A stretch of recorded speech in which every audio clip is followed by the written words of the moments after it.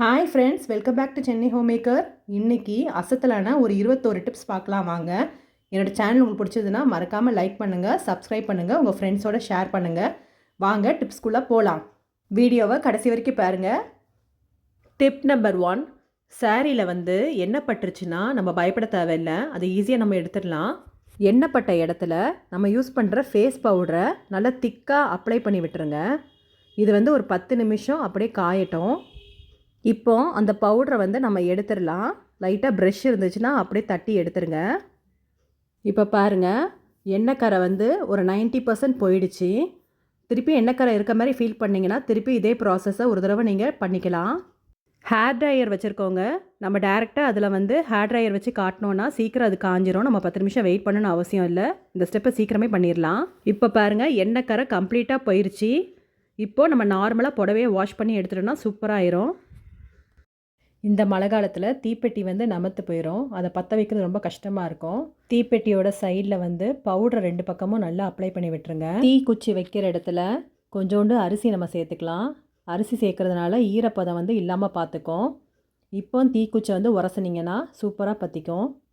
கண்டிப்பாக இந்த டிப் உங்களுக்கு பிடிச்சதுன்னா மறக்காமல் லைக் பண்ணுங்கள். டிப் நம்பர் 3, மீதி இருக்க மருதாணியை இது மாதிரி நம்ம எல்லாம் ஒரே இடத்துல சேர்த்துடலாம். சேர்த்துட்டு இப்போ அந்த ஓரத்தில் கட் பண்ணி எடுத்துக்கோங்க. நான் நடுவில் இருக்க 2 விரலுக்கு மட்டும் செலோடேப் போட்டிக்கிறேன். இப்போ நம்ம வெட்டி வச்சுருக்க மருதாணி கோனில் நம்ம விரலை ஒன்று ஒன்றா டிப் பண்ணி எடுத்துடலாம். மருதாணி எல்லாமே சூப்பராக அதில் பிடிச்சிக்கும். கேப் தெரிற இடத்துல மட்டும் நம்ம மருதாணியை வச்சு லைட்டாக நம்ம கோட்டிங் கொடுத்துடலாம். அவ்வளோதான். பாருங்கள் எவ்வளோ சூப்பராக ஈஸியாக முடிஞ்சுன்னு வேலை. எந்த விரலில் செலோடேப் போட்டோமோ அந்த விரலில் பர்ஃபெக்டாக இருக்குது பாருங்கள். டிப் நம்பர் 4, நெய் பேக்கெட்டை நம்ம லூஸில் வாங்குவோம். அப்போது நெய் காலியாச்சுன்னு சொல்லிட்டு நம்ம அந்த வேஸ்ட் பேக்கெட்டை தூக்கி போட்டுருவோம். அப்படி தூக்கி போடாமல் இது மாதிரி ட்ரை பண்ணி பாருங்கள். ஒரு பாத்திரத்தில் தண்ணியை லைட்டாக சூடு பண்ணிக்கோங்க. அதில் இந்த நெய் பேக்கெட்டை வச்சுருங்க. ஒரு 5 நிமிஷம் அப்படியே இருக்கட்டும். இப்போ அந்த பேக்கெட்டில் ஒட்டிகிட்ருக்க நெய்லாம் உருகி சூப்பராக கலெக்ட் ஆகிரும் பாருங்கள். நான் கிட்டத்தட்ட ஒரு 2 ஸ்பூன் நெய்யை எடுத்துட்டேன். நீங்களும் இந்த டிப்பை மறக்காமல் ட்ரை பண்ணி பாருங்கள்.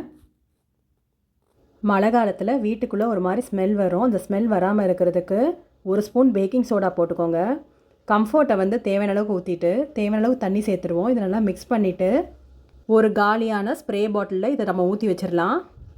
காலையில் எஞ்சோன்னே இதை ஸ்க்ரீன்லேயும் சோஃபாலேயும் நம்ம ஸ்ப்ரே பண்ணி விட்டுட்டோம்னா நாள் ஃபுல்லாக நல்லா ஸ்மெல் வரும்.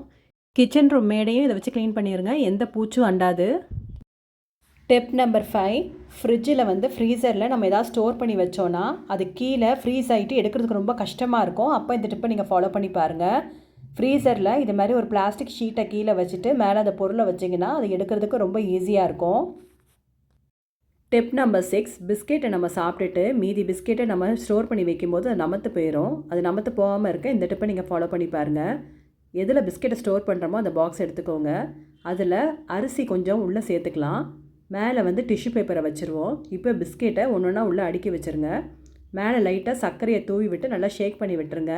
இப்போ நல்லா க்ளோஸ் பண்ணி வச்சிட்டோன்னா இந்த பிஸ்கெட் ரொம்ப நாளைக்கு நல்லா க்ரன்ச்சியாகவே இருக்கும். பாடி ஸ்க்ரப்பராக நம்ம பிளாஸ்டிக் நாரை யூஸ் பண்ணுவோம். அது மாதிரி யூஸ் பண்ணக்கூடாது. அதுக்கு பதில் இது மாதிரி நாட்டு மருந்து கடையில் கிடைக்குது. இது பீர்க்கங்காய் ஸ்க்ரப்பர். இதை யூஸ் பண்ணி பாருங்கள். இது சொரசொரப்பாக இருக்கும். யூஸ் பண்ணதுக்கப்புறம் பாருங்கள் எவ்வளோ சாஃப்ட் ஆகிடுச்சுன்னு. 2 பீஸ் 30 ரூபா தான். இது 100% சேஃப்ங்க. இதை முதல்ல தண்ணியில் நனைச்சிட்டு இப்போது இதை நார்மலாக நம்ம யூஸ் பண்ணிக்கலாம். இதை யூஸ் பண்ணுறதுனால நம்மளுக்கு பிளட் சர்க்குலேஷன் அதிகமாகும். டெட் செல்ஸ்லாம் ஈஸியாக ரிமூவ் ஆயிரும். பித்த வெடிப்புக்கு இது ரொம்ப நல்லதுங்க. கண்டிப்பாக ட்ரை பண்ணி பாருங்கள். இந்த ஸ்க்ரப்பரை நம்ம பாத்திரம் விளக்க கூட யூஸ் பண்ணிக்கலாம். டிப் நம்பர் 8, ஒரு கேஸ் சேஃப்டி மெஷர் தான் சொல்ல போகிறேன். கேஸை நம்ம பற்ற வைக்கும்போது எப்போவுமே ஃபுல் ஃப்ளேமில் வச்சு நம்ம பற்ற வைக்கக்கூடாது. அது நல்லது கிடையாது. எப்போவுமே கேஸை பற்ற வைக்கும்போது ஃபுல்லாக ஸ்லோ பண்ணிக்கோங்க. அதுக்கப்புறம் பற்ற வச்சிங்கன்னா ரொம்ப safe. Tip number 9, rice cooker plate extra இருந்துச்சுன்னா அதை நம்ம இப்படி ஒரு ஆர்கனைசராக யூஸ் பண்ணிக்கலாம். ரைஸ் குக்கர் பிளேட்டில் மேலே ஒரு ஊக்கு கொடுத்து விட்டுருங்க. எந்த பிஞ்சிருச்சு அதனால் மேலே ஒரு ஊக்கு போட்டிருக்கேன். இப்போது இதில் இருக்க ஹோல்ஸில் நம்ம இயரிங்ஸை மாட்டி விட்டுடலாம். இது நம்மளுக்கு எங்கே தேவையோ அங்கே ஹேங் பண்ணி விட்டுக்கலாம். நம்மக்கிட்ட இருக்கிற பழைய கிரேட்டரை கூட நம்ம இது மாதிரி யூஸ் பண்ணிக்கலாம். இனி ஊறுகாவை பாட்டிலேருந்து எடுக்கும்போது இது மாதிரி எடுங்க. ஊறுகாவை நார்மல் ஸ்பூன் வச்சு எடுக்கும்போது ஊறுகாயில் இருக்க எண்ணெயோடு சேர்த்து வரும். அதனால் இனிமேல் ஊறுகாய் எடுக்கும்போது ஃபோக் ஸ்பூன் யூஸ் பண்ணுங்கள். இந்த டிப் உங்களுக்கு பிடிச்சதுன்னா மறக்காமல் ஒரு லைக் பண்ணுங்கள், ஷேர் பண்ணுங்கள். மழை காலத்துக்கான 2 டிப் இருக்குது. மறக்காமல் வீடியோவை ஃபுல்லாக பாருங்கள். மழை காலம் வந்துருச்சு, இனிமேல் அடிக்கடி கரண்ட் கட் ஆகும். அப்போது இந்த டிப்பை நீங்கள் ஃபாலோ பண்ணுங்கள். மெழுகுவர்த்தியில் சால்ட் இருக்குல்ல, அதை நல்லா தேய்ச்சி விட்டிங்கன்னா மெழுகுவர்த்தி வந்து ரொம்ப நேரம் உருகாமல் நின்று எரியும். மெழுகுவர்த்தியை வாங்கிட்டு வந்தோடனே ஃப்ரீசரில் வச்சுருங்க. யூஸ் பண்ணும்போது எடுத்து யூஸ் பண்ணிங்கன்னா கூட ரொம்ப நேரம் வந்து மெழுகுவர்த்தி நின்று எரியும். டிப் நம்பர் 2, மெழுகுவர்த்தியை ஏற்றும் போது இது மாதிரி ஒரு அகல் விளக்கில் வச்சு ஏற்றுங்க.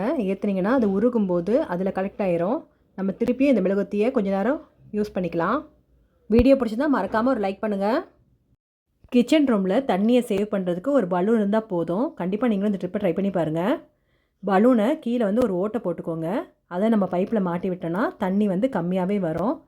சிங்க் க்ளீன் பண்ணுறதுக்கும் ஈஸியாக யூஸ் பண்ணிக்கலாம்.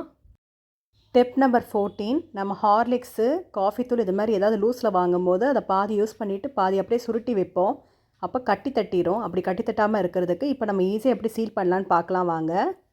வேஸ்ட்டான கத்தி எடுத்துக்கோங்க. அதை லைட்டாக ஹீட் பண்ணிவிட்டு அந்த பேக்கெட்டில் இது மாதிரி தேய்ச்சி விட்டுட்டிங்கன்னா அது ஈஸியாக சீல் ஆயிரும்.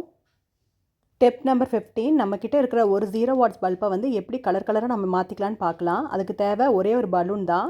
டிஃப்ரெண்ட் கலர்ஸான பலூன் எடுத்துக்கோங்க. நான் ப்ளூ கலர் எடுத்திருக்கேன். இதை வந்து பல்பில் மாட்டி விட்டுடலாம். இப்போது இந்த பல்பை நம்ம மாட்டிட்டு ஸ்விட்ச் போட்டோன்னா டிஃப்ரெண்ட் கலர்ஸில் லைட் எரியும். இது சேஃப் தான், ஒன்றும் பிரச்சனை இல்லை. கண்டிப்பாக ட்ரை பண்ணி பாருங்கள். அதே பல்பில் ரெட் கலர் பலூனையும் பர்பிள் கலர் பலூனையும் மாற்றி மாற்றி போட்டு பார்த்துருக்கேன். பாருங்கள் எப்படி இருக்குன்ட்டு. டிப் நம்பர் 17, வெண்டைக்காவை பொரியல் வைக்கும்போதோ இல்லை கூட்டு வைக்கும்போதோ அது கொலன்னு ஆயிரும். அப்படி ஆகாமல் இருக்க இந்த டிப்பை நீங்கள் ஃபாலோ பண்ணி பாருங்கள். வெண்டைக்காவை நல்லா அலசிட்டு அதை நல்லா காய வச்சு எடுத்துக்கோங்க.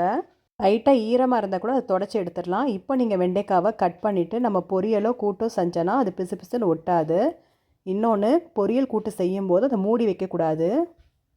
டிப் நம்பர் 18, மழை காலத்தில் நம்ம துணி துவைக்கும் போது துணியிலேருந்து ஒரு மாதிரி ஸ்மெல் வரும். ஏன்னா நம்ம வீட்டுக்குள்ளே காய வைக்கிறதுனால அந்த ஸ்மெல் வராமல் இருக்கிறதுக்கு துணி வந்து அலசும் போது ஷாம்பு கொஞ்சம் சேர்த்துட்டு அலசுனீங்கன்னா நம்ம வீட்டுக்குள்ளே துணி காய வச்சா கூட துணியிலேருந்து பேட் ஸ்மெல் வராது.